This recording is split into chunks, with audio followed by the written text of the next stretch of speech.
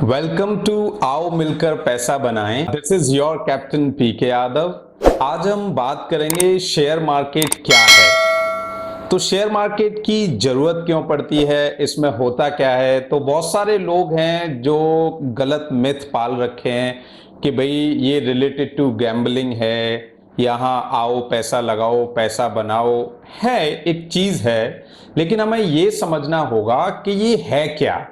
तो सबसे पहले तो अपने इंडिया में रीजनल लेवल पे तो बहुत सारे शेयर मार्केट्स हैं, बट जो मोस्ट इम्पॉर्टेंट और फेमस जो हैं वो NSE national stock exchange, BSE Bombay stock exchange.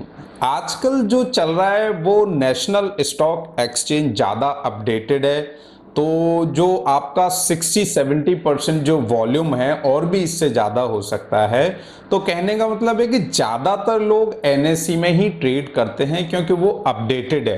लेकिन कुछ लोग ये भी मानते हैं कि बॉम्बे स्टॉक एक्सचेंज काफ़ी पुराना है तो वो बड़ा होगा, ऐसा कुछ भी नहीं है। ज़्यादातर लोग आज की तारीख में एनएसई पे बिलीव करते हैं, क्योंकि मैंने कुछ दोस्तों से डिस्कस किया है तो उसमें क्या मिला कि जैसे कि जो अगर ऑर्डर लगाते हो, बाय और सेलिंग का जो ऑर्डर लगाते हो, उसकी एक्यूरेसी और ऑन टाइम परफॉर्मेंस एनएसई में ज़्यादा है बीएसई की।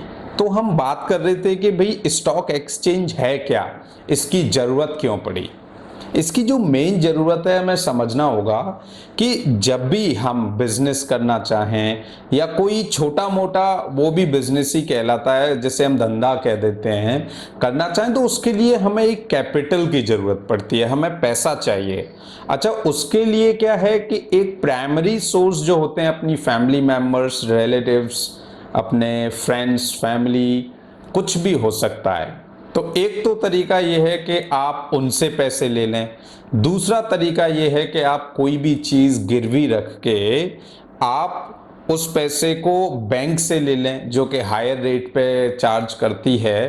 जैसे नॉर्मली अगर अपन होम लोन की बात करें या एफडी की बात करें तो ये इनके रेट्स ज़्यादा नहीं होते हैं। जैसे एफडी अगर अपन कराते हैं तो 6 से 7% पे हमें मिलती है। उसी पैसे को बैंक उठा के बिजनेसमैन को 12, 13, 15, 16, 17 एज पर उसका जो ट्रैक रिकॉर्ड और जो भी डील होती है बैंक की, बिजनेसमैन के टाइप पर डिपेंड करता है कि भाई किस तरीके का बिजनेस आप करने जा रहे हो, आपकी जो प्रॉपर्टी आप मॉर्गेज करा रहे हो उसकी वैल्यू क्या है। तो ये बहुत सारी चीज़ें हैं, उसका मैं अलग से वीडियो बनाऊंगा।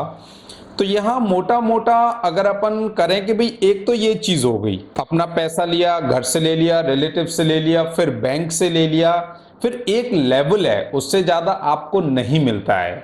तो होता क्या है कि जो बिजनेसमैन होते हैं जिनका एक आइडिया होता है, वो एक लेवल पे पहुंचने के बाद अपनी कंपनी को स्टॉक मार्केट में रजिस्टर कराते हैं। उसके बाद उनके आइडिया पर वो जिस तरीके का बिजनेस कर रहे हैं उस पर जिस जिसको बिलीव होता है वो उनके शेयर खरीदता है।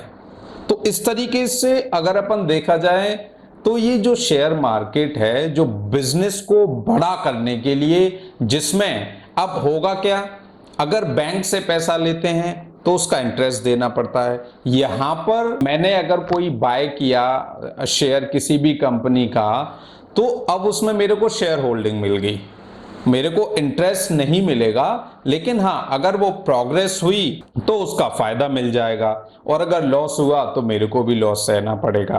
क्योंकि इसमें कोई गारंटी नहीं होती है। आप अपने रिस्क पर अपनी मर्जी से किसी भी कंपनी के शेयर खरीदते हो तो ये आपकी जिम्मेदारी है। वो आप एक शेयर खरीद रहे हो, वो एक बिजनेस खरीद रहे हो आप, तो आप उसी शेयर को खरीदें जिसका आपको क्लियर कट पता हो, आपको उसके बारे में जानकारी हो। आंख बंद करके कोई भी शेयर ना खरीदें।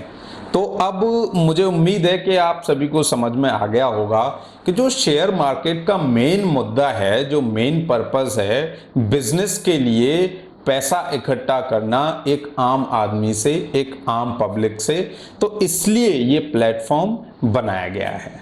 Thank you so much.